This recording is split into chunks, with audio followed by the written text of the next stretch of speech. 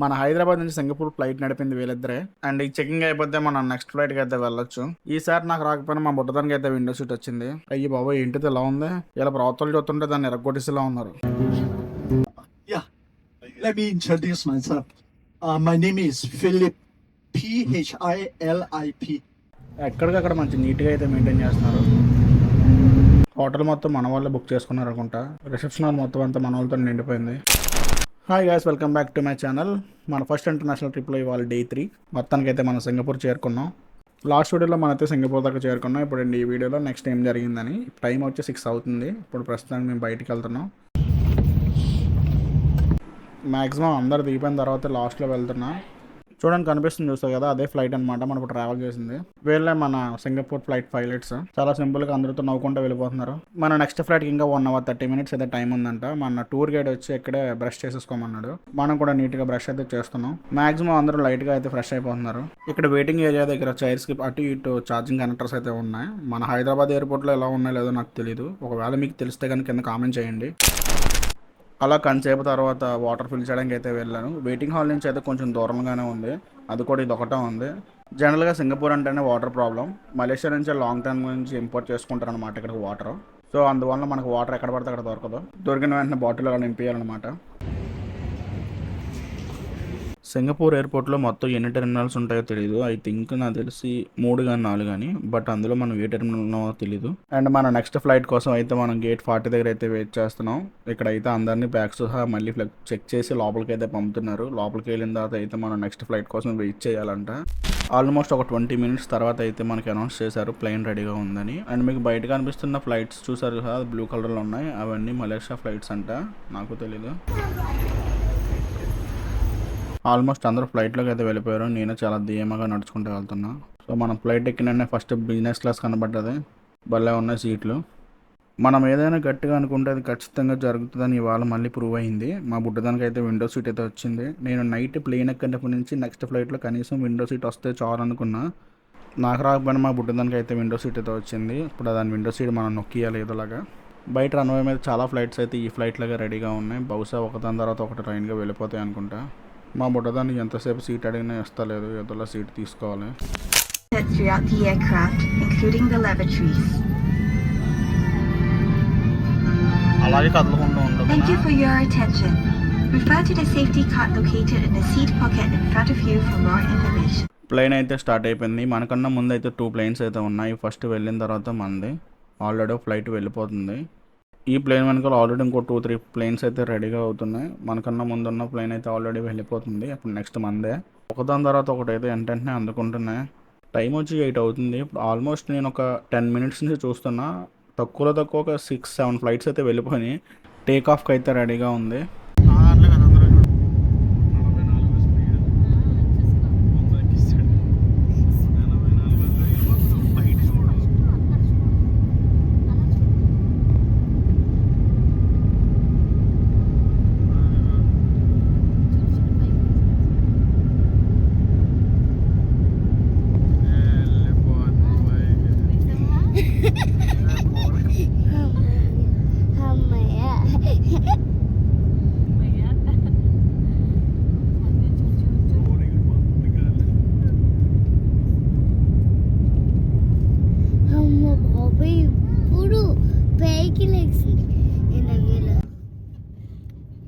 చాలా బాగుంది.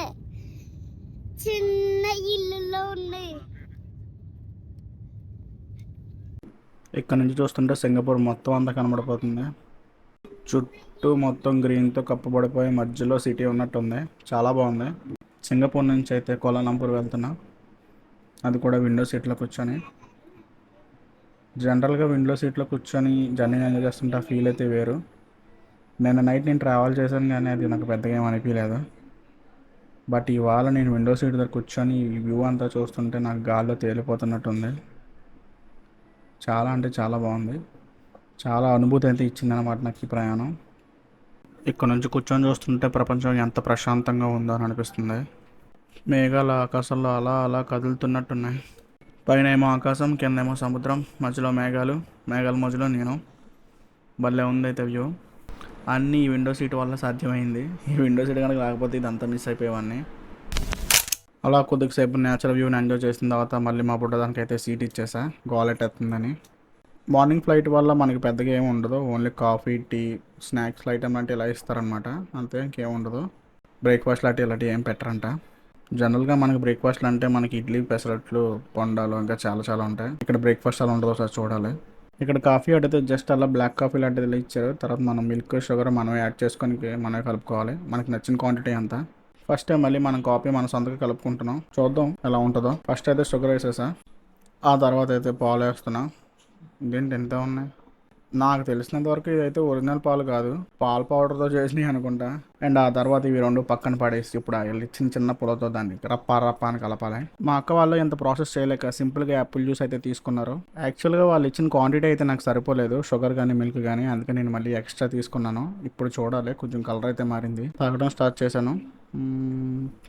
పర్లేదు, బాగానే ఉంది, బాగుంది, ఓకే. అండ్ మనం ఫ్యూ మినిట్స్లో అయితే కోలాలంపూర్ చేరుకుంటాం. ఇంకా 147 కిలోమీటర్స్ అయితే దూరంలో ఉంది. అండ్ ప్లేన్ అయితే ల్యాండ్ అవ్వడానికి సిద్ధంగా ఉంది, రన్వే మీదకి అయితే వచ్చేసింది.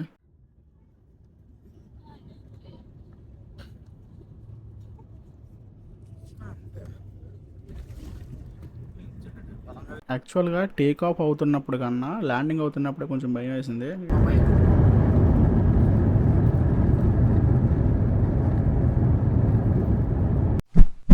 ఈ ప్లేన్లో కిడ్స్ ఎవరైతే ట్రావెల్ చేస్తున్నారో సింగపూర్ ఎయిర్లైన్స్ వాళ్ళు అయితే ఇది ప్రొవైడ్ చేస్తున్నారు ఓన్లీ కిడ్స్కి. ఈ కవర్లో ఏదైతే ఉందో ఒకసారి అది చూసేద్దాం.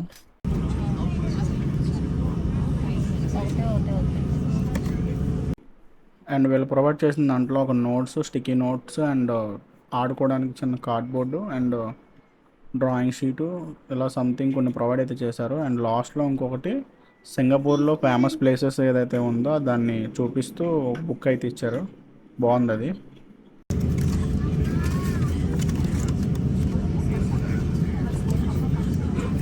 All set to go. ఇప్పుడైతే మనం బయటికి వెళ్ళాలి. ప్లేన్ జర్నీ అయితే అయిపోయింది.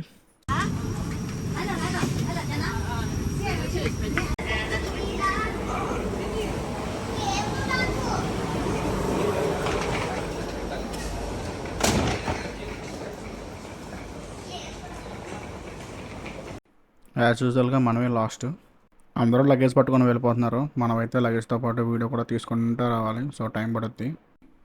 బయటికి ఎలా వచ్చామో లేదో అప్పుడే షాపులు అయితే మొదలైపోయి, ఇక్కడ ఆల్మోస్ట్ ఏ షాప్ చూసినా చిన్నపిల్లలకి అట్రాక్ట్ అయ్యే వస్తువులు అయితే ఉన్నాయి. అప్పుడే మా బుడ్డదైతే ఇది కొను అది కొను అడిగేస్తుంది. అండ్ నేను ఒకటి చెప్పాలి, ఎస్టర్డే నైట్ సింగపూర్ వెళ్తున్నప్పుడే నేను ఇంటర్నేషనల్ రోమింగ్ అయితే వేయించుకున్నాను. మనకి ఇక్కడ సిమ్ తీసుకోవడం ఎలాగో తెలియదు, అండ్ ఇక్కడ ట్రిప్కి వచ్చే వాళ్ళందరూ కూడా సిమ్ అయితే తీసుకోకుండా ఓన్లీ ఇంటర్నేషనల్ రోమింగే వేయించుకున్నారు. సో నేను కూడా ఇంటర్నేషనల్ రోమింగ్ వేయించుకున్నాను, ఎందుకన్నా అవసరం ఉంటుందని. అండ్ అలా బయటికి నడుచుకుంటూ వచ్చిన తర్వాత మనకైతే ఒక మంచి వ్యూ అయితే కనపడింది. అండ్ ఇక్కడ లేడీస్కి కూడా షాపింగ్ మాల్స్ అయితే ఉన్నాయి. నేను వెనకాల చూసినంత వరకు ఓన్లీ చిల్డ్రన్స్గా అనుకున్నా, కొంచెం దూరం వాళ్ళు నడుచుకుని వచ్చిన తర్వాత ఇక్కడ ఉమెన్స్కి సంబంధించింది కూడా చాలా వరకు ఉన్నాయి. కాస్మెటిక్కి సంబంధించినవి, డ్రెస్సెస్ ఇంకా చాలా అయితే ఉన్నాయి. అండ్ అలా కొంచెం ఎదురుకు నడుచుకుని వచ్చిన తర్వాత జెంట్స్కి సంబంధించిన కూడా చాలా అయితే ఉన్నాయి. అండ్ ఎలక్ట్రానిక్స్కి సంబంధించిన కూడా చాలా ఉన్నాయి. అండ్ మెయిన్లీ ఇక్కడ ఎయిర్పోర్ట్ చూస్తుంటే చాలా నీట్గా అయితే మెయింటైన్ చేస్తున్నారు. అండ్ ఈ ఎయిర్పోర్ట్ కూడా చాలా పెద్దదంట. అండ్ మీరు గ్లాస్ అవతల పక్క ఏదైతే చెట్లు ఉన్నాయో చూసారో అన్నీ లోపలే ఉన్నాయి. అండ్ మేము ఉండే చోట ఒక మంచి పెద్ద పియానో అయితే ఉంది, అది మాతో ట్రావెల్ చేసిన పిల్లలు దాన్ని చూసి దాని అంతేదో తీరుద్దామని చూస్తున్నారు. అండ్ ఈ ట్రిప్లో మెయిన్లీ చాలా వరకు ఒక 10 మెంబర్స్ చిన్నపిల్లలే ఉంటారనమాట మాతో కలిపి. మాతో అంటే మా అక్కల పిల్లలతో కలిపి.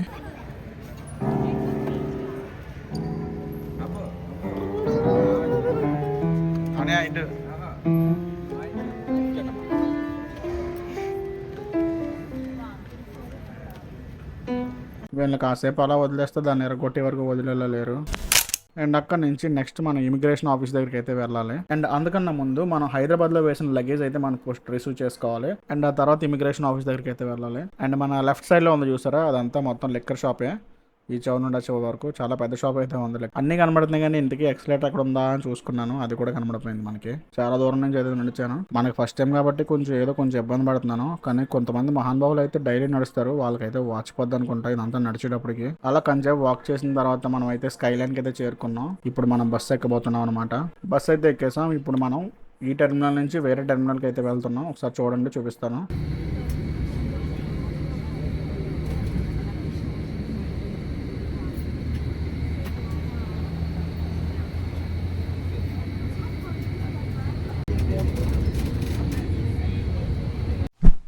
అండ్ మనం ఆ టెర్మినల్ దగ్గరికి అయితే చేరుకున్నాం. ఇప్పుడు ఇమిగ్రేషన్ ఆఫీస్ దగ్గరికి అయితే వెళ్ళాలి. ఇక్కడ ఫ్లాగ్స్ ఉన్నాయి చూసారా, అవి అయితే లాంగ్ టర్మ్ పాస్ హోల్డర్స్ అంట. అదైతే మాకు తెలీదు.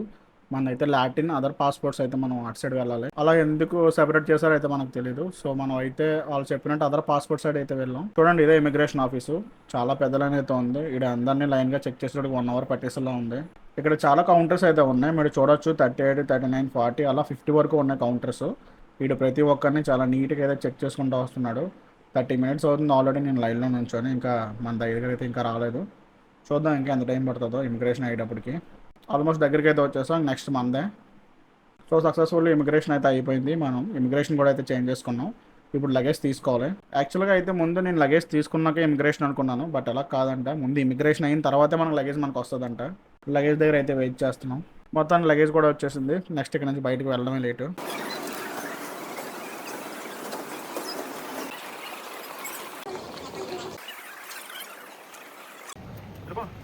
మమ్మల్ని పికప్ చేసుకుని ట్రావెల్ బస్ రావడానికి ఇంకా కొంచెం టైం అయితే పడుతుందంట. సో ఆ లోపు అయితే మమ్మల్ని బ్రేక్ఫాస్ట్ అయితే ఫినిష్ చేసుకోమన్నారు. అండ్ ఈ బ్రేక్ఫాస్ట్ ఏరియా ఎయిర్పోర్ట్లోనే ఒక సైడ్కి ఉంటుంది. ఎగ్జాక్ట్గా నాకు తెలియదు.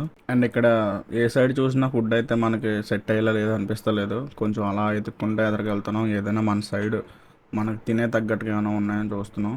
ఇక్కడ మన సైడ్లో ఫోన్పేలు, పేటిఎంలు గట్టే ఉండవు. ఓన్లీ క్యాషే, ఆర్ఎల్స్ అయినా క్రెడిట్ కార్డు అంతే. అంతకుమించి ఇక్కడ ఏం యాప్ ఉండదు. అండ్ ఇక్కడ ఫుడ్ మొత్తం నాన్ వెజ్ ఐటమ్స్ అయితే ఉన్నాయి. మార్నింగ్ నాన్ వెజ్ అంటే చాలా కష్టం కాబట్టి మేమైతే ఒక బేకరీకి అయితే వచ్చాం. ఇక్కడైతే egg puff, curry puff, cakes and pan cakes ఇంకా చాలా రకాలు అయితే ఉన్నాయి. మేమైతే 2 pan cakes and 2 veg puff అయితే తీసుకున్నాం. ఇక్కడైతే అంటే మనకు నచ్చినవన్నీ ప్లేట్లో పెట్టుకుంటే వీడు నీట్గా పార్సల్ ఎలా కవర్లో పెట్టిస్తాడనమాట. ఇక్కడ ఈచ్ పఫ్ వచ్చి 5 ringgits అనమాట. సో ఇండియన్ కరెన్సీలో ఎంత అవుతుందో ఒకసారి కామెంట్ చేయండి. అండ్ మేము తీసుకున్న వాటికైతే మొత్తం బిల్ వచ్చి 49 rings అయితే అయింది. పొద్దున్నే మనకి ఎలాంటి పఫ్లు కట్టవో, బట్ కానీ తప్పదు. ట్రావెలింగ్ టైంలో మనకి ఏదో దొరికితే తినాలి కాబట్టి ఏదో అడ్జస్ట్ అవుతున్నా.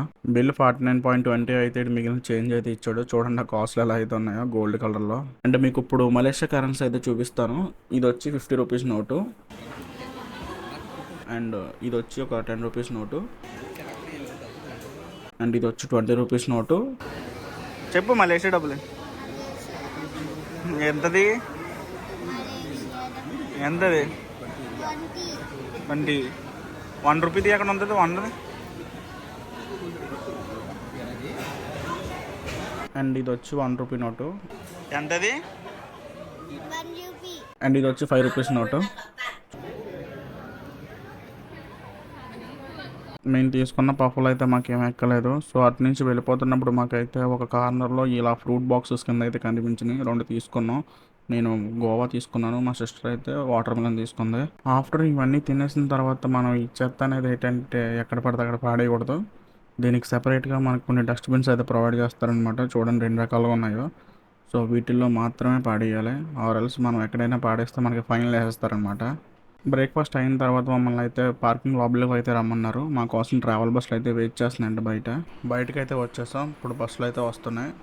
మొత్తం 80 మెంబర్స్కి 2 buses అయితే ప్రొవైడ్ చేశారు. ఈచ్ బస్లో 40 members అయితే పడతారు. ఒక 20 minutes తర్వాత అయితే బస్సెస్ అయితే వచ్చేసినాయి. అండ్ మీకు కనిపిస్తున్నా చూసారా, అవే 2 బస్సులు అనమాట. బ్లూ కలర్ ఒకటి, ఆరెంజ్ కలర్ ఒకటి. బస్ అయితే ఎక్కేసాం. జనరల్లీ మనకి బస్సులో లాస్ట్ సీట్ అంటే చాలా ఇష్టం. సో ఎప్పుడు లాస్ట్ కూర్చుంటా. ఇప్పుడు కూడా అంతే, వచ్చి అందరికన్నా లాస్ట్లో కూర్చున్నా. బస్సు అయితే అందరికి కరెక్ట్గా సరిపోయింది. నా వెనకాల ఒక 4 seats అయితే ఖాళీగా ఉన్నాయి. బహుశా అవి కూడా ఫుల్ అయిపోతాయి అనుకో. మీకు కనిపిస్తున్న వ్యక్తి ఇక్కడ మలేషియాలో ఒక టూర్ గైడ్ అనమాట. మనకి మలేషియా ట్రిప్ ఎండ్ అయ్యేంత వరకు మనతోనే ఉంటాడు. Yeah, let me introduce myself. My name is Philip, Philip. విన్నారు కదా, అదే మన గైడ్ పేరు అనమాట. ఫస్ట్ మనం అయితే ఫిలిపిన్ గారు ఇక్కడ మలేషియా గురించి కొంచెం హిస్టరీ అండ్ కొంచెం జాగ్రఫీ అయితే బాగా చెప్పారు. అండ్ ఇక్కడ మోస్ట్లీ కోలాలంపూర్లో ఉండే మోస్ట్ ఫేమస్ ప్లేసెస్ గురించి అండ్ కోలాలంపూర్లో మనకి బాగా దొరికేవి గురించి అయితే చెబుతున్నారనమాట.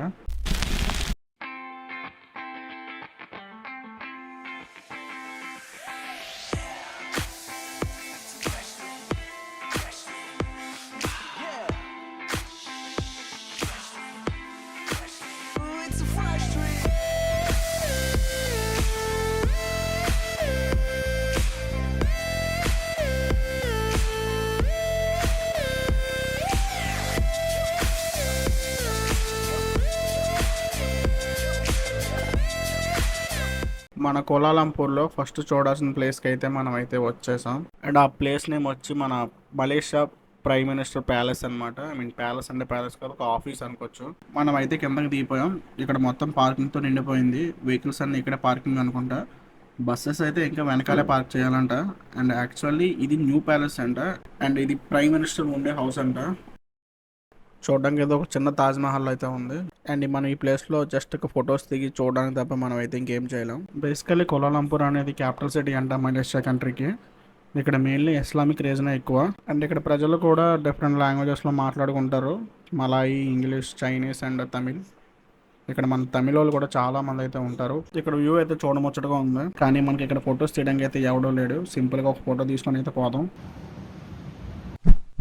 అండ్ నెక్స్ట్ మనం వెళ్ళబోయే చోటు వచ్చి ఐ మీన్ ప్లేస్ అయితే కాదు, ఇప్పుడు మనం అయితే రెస్టారెంట్కి అయితే వెళ్తున్నాం. టైం ఆల్మోస్ట్ ఒక 12:30 అయిపోయింది. సో అందరికి ఆకలేస్తుంది కూడా. సో ఇప్పుడు మనం నెక్స్ట్ ఒక సిటీలోనే ఒక మంచి రెస్టారెంట్కి అయితే వెళ్తున్నాం. ఇక్కడ ట్రాఫిక్ రూల్స్ కూడా చాలా కరెక్ట్గా అయితే ఫాలో అవుతున్నారు. అండ్ ట్రాఫిక్ కూడా చాలా తక్కువగానే ఉంటుంది, ఎక్కువసేపు ఏమి ఉండలేదు. మార్నింగ్ మనం ఎయిర్పోర్ట్లో తిన్న పఫ్ మనకి ఏం ఎక్కలేదు అనమాట. అయినా మార్నింగ్ పఫ్ తినడం కూడా మనకు అలవాట్లేదు. సో మనం ఏం చేయలేం. సో ఇక్కడ దొరికింది మనకి ఏది దొరుకుతుంది తినాలి టైంకి, అంతే. లంచ్కి అయితే వెళ్తున్నాం. అక్కడ మొత్తం సౌత్ ఇండియన్ ఫుడ్ అంట. సో మనకి కూడా ఉండదు, మనకి నచ్చినట్టు తినొచ్చు. రెస్టారెంట్ కి అయితే వచ్చేసాం. ఇదే దీని బ్యాక్ సైడ్ ఉందంట, కొంచెం లోపలికి వెళ్ళాలి. అండ్ ఇక్కడ ఈ రెస్టారెంట్ కాదు, చాలా టైప్స్ ఆఫ్ రెస్టారెంట్లు అయితే ఉన్నాయి. అండ్ ఇదే రెస్టారెంట్ మనకి లోపల ఫుడ్ అరేంజ్ చేశారనమాట. సో పదండి లోపలికి వెళ్దాం. బఫీ టైప్ లో పెట్టారు. సో మనకి నచ్చింది పెట్టుకొని తినొచ్చు, ఏ కూడా ఉండదు. మొత్తానికి అయితే లంచ్ అయితే పూర్తి అయిపోయింది. ఫుడ్ అయితే చాలా బాగుంది, పర్లేదు. మొత్తానికి అయితే సౌత్ ఇండియన్ ఫుడ్ అయితే పెట్టారు, కొంచెం బాగా తిన్నాను నీట్గా. అండ్ ఇది మా అక్కల పాప కోసం, తను ఏం తినలేదు. సో రూమ్కి వెళ్ళిన తర్వాత కొంచెం తినిపిద్దామని పట్టుకెళ్తున్నాం కొంత.